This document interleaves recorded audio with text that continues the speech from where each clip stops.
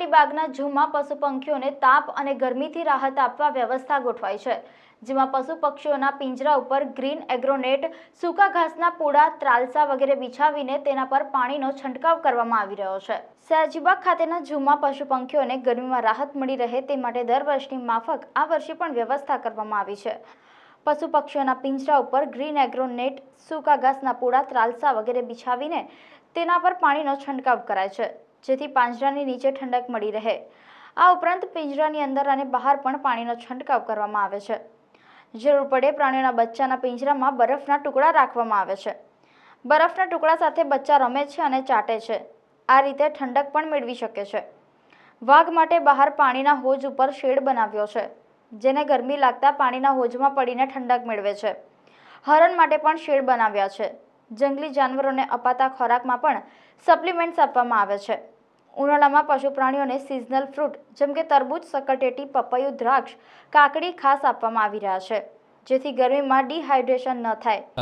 નમસ્કાર, હું જણાવવા માગીશ કે અચાનક માર્ચ મહિનાના આખેરથી જ ગરમીનો જે એકદમ પ્રકોપ વધી ગયો છે, તાપમાન વધી રહ્યા છે અને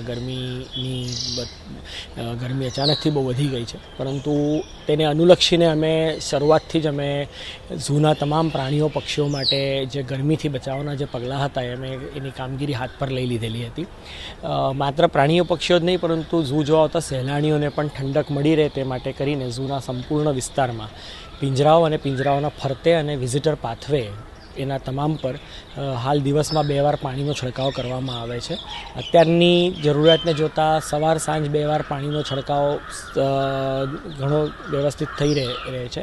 ભવિષ્યમાં જો ગરમી વધશે તો આ જ પાણીના છંટકાવની ફ્રિકવન્સીને કદાચ દિવસ દરમિયાન 3 થી 4 વખત કરવાની જરૂર પડશે તો તે પણ કરવા માટે અમારી તૈયારી થયેલી છે। તે ઉપરાંત આપણે વાત કરીએ તો ખાસ કરીને પિંજરાઓની ઉપર જૂના પિંજરાઓ જે છે એના ઉપર સૂકા ત્રાલસા અને સૂકા ઘાસ નાખી અને તેના ઉપર પાણીનો છંટકાવ કરવામાં આવે છે, જેથી પ્રાણી પક્ષીઓને જે છે એ સંપૂર્ણ ઠંડક મળી રહે।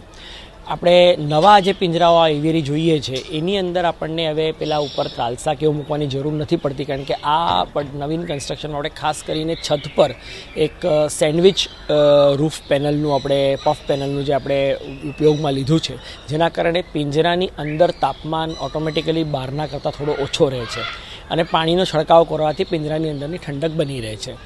વધુમાં પ્રાણીઓ પક્ષીઓ હરણોમાં એ જગ્યાએ પણ શેડની ઉપર સૂકું ઘાસ અથવા નાળિયેરીના સૂકા ત્રાલસા નાખી અને એના ઉપર પાણી છંટકાવ કરી અને તેને ઠંડકની કામગીરી કરવામાં આવે છે। વધુમાં આ સિઝન દરમિયાન હવે સિઝનલ જે ફળફળાદી છે એનું તાત્કાલિક એનું પ્રમાણ ખોરાકમાં વધારી દેવામાં આવ્યું છે, જેમ કે કાકડી, તરબૂચ, શક્કરટેટી, આ બધા જે સિઝનલ છે કેરી જે આવશે થોડા દિવસમાં, એટલે આ સિઝનલ ફળફળાદીનો જે ખોરાકમાં ઉપયોગ થશે એટલે ડિહાઇડ્રેશનની કોઈ સમસ્યા પ્રાણી પક્ષીઓને રહેશે નહીં। એવી રીતના જે તંત્ર અમારું સંપૂર્ણ ઝૂ વિભાગ છે જે પ્રાણી પક્ષીઓને ગરમીથી બચાવ કરવા માટે સંપૂર્ણપણે અમારી તૈયારી કરવામાં આવેલી છે।